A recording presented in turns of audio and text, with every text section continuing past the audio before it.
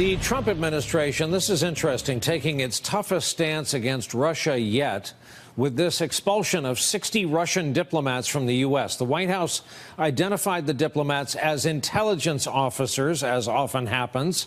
They also shut down the Russian consulate in Seattle over concerns that the Russians were spying on a nearby U.S. submarine base and a Boeing facility.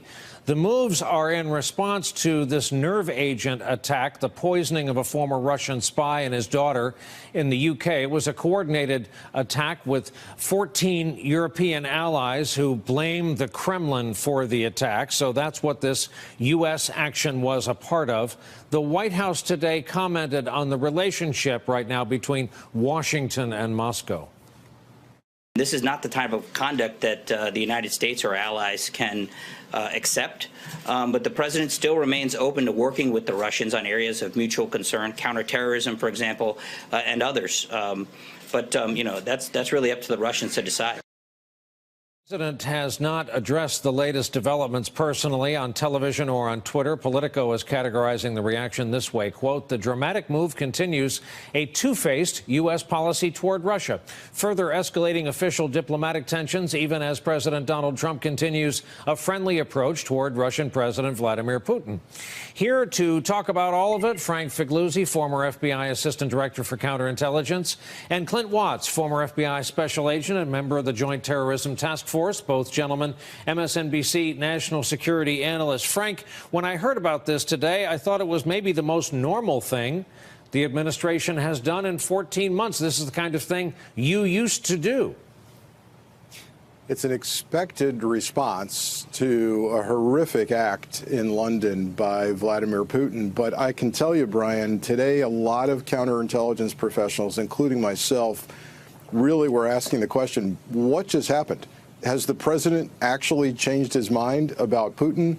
Are we looking at a brand new approach to Russia, a much tougher approach, perhaps driven by John Bolton and or Mike Pompeo, who really know the risk and the threat? Or is something else more complicated going on here? And I believe it's more complicated. I think what's happened is the allies have kind of shamed the president into this action today. We would be standing alone, very obviously, if we didn't do something. It allows the president cover. He can say, look, I'm tough on Russia. See what I just did? While keeping his arm's length from any bad decision involving Putin, which remains a mystery to us as to why he seems allied with Putin. Yeah, I heard General Hayden tonight say on television, just based on his hunch, he thinks Trump didn't demand this and Trump didn't choose to block this from happening either. So, Clint, often in these, Russia then response. They counter our action, which led someone in our afternoon meeting to say, what are they going to do?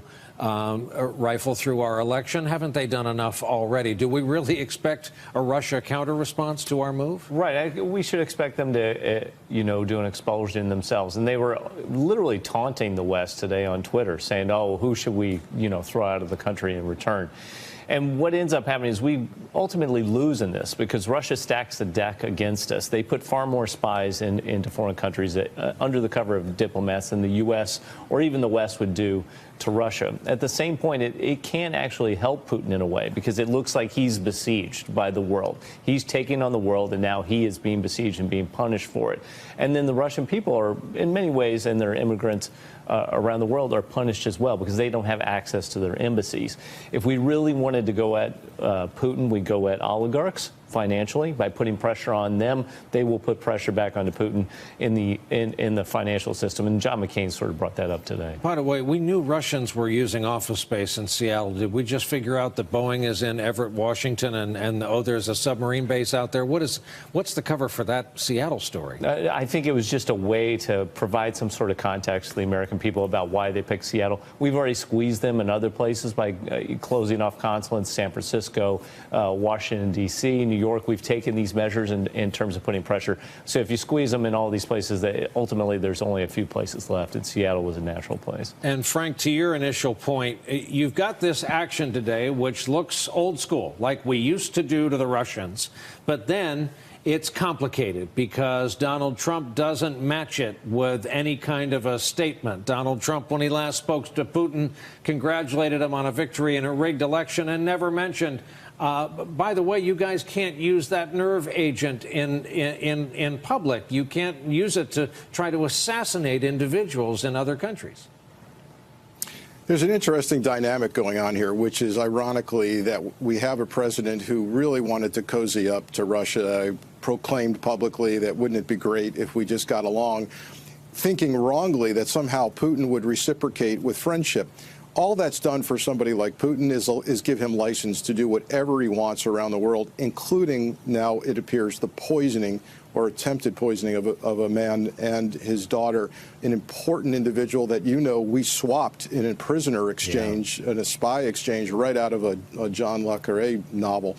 So this is an equal and opposite reaction going on here. But Putin is laughing at Trump tonight because he knows he has license to do whatever he wants. This is largely a symbolic gesture, closing a very small consulate in Seattle and expelling about maybe roughly half the known or suspected Russian intelligence officers in the United States. Last word, Clint. Do you think this is maybe a function of Pompeo's new job or Bolton's new? Do you think this is new blood already making itself known? No, I think this is the long-held national security leaders in our government, those that have been there for a long time, standing by our allies and working with them.